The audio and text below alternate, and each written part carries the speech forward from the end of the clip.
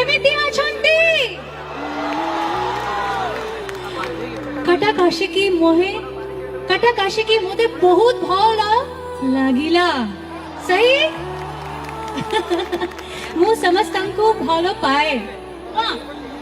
मुझे बहुत खुशी हो रही है आज यहाँ आकर कटक आने का सौभाग्य पहली बार मुझे जीवन में मिला है।